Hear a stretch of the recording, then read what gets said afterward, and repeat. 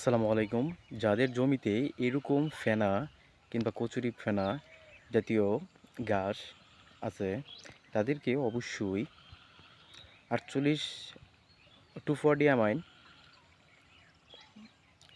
জাতীয় আগাছানাশক জমিতে স্প্রে করতে হবে।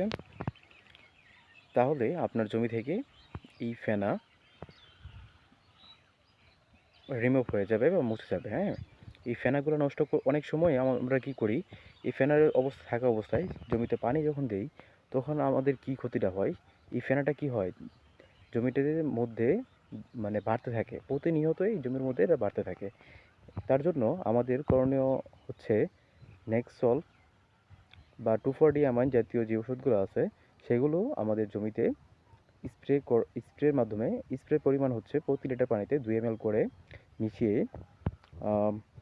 স্প্রে করলে আশা করা যাবে, ইনশাল্লাহ আশা করা যায় এই ফেনাটা আপনার জমি থেকে পচে কিন্তু পচে যাবে।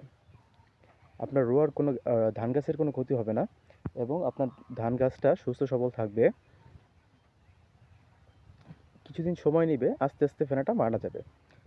ভিডিওটা ভালো লাগলে আশা করি লাইক এবং কমেন্ট করতে ভুলবেন না, এবং কৃষি রিলেটেড যে কোনো তথ্য জানতে আমাদের চ্যানেলের সাথেই থাকুন, এবং আমাদের ফেসবুক পেজটি এবং ইউটিউব চ্যানেলের যে সাবস্ক্রাইব বাটনটি আছে সেটা অবশ্যই প্রেস করতে ভুলবেন না, এবং আপনাদের ফ্রেন্ড এবং ফ্যামিলি মেম্বারদের কাছে ভিডিওটা শেয়ার করতে অবশ্যই ভুলবেন না। আসসালামু আলাইকুম।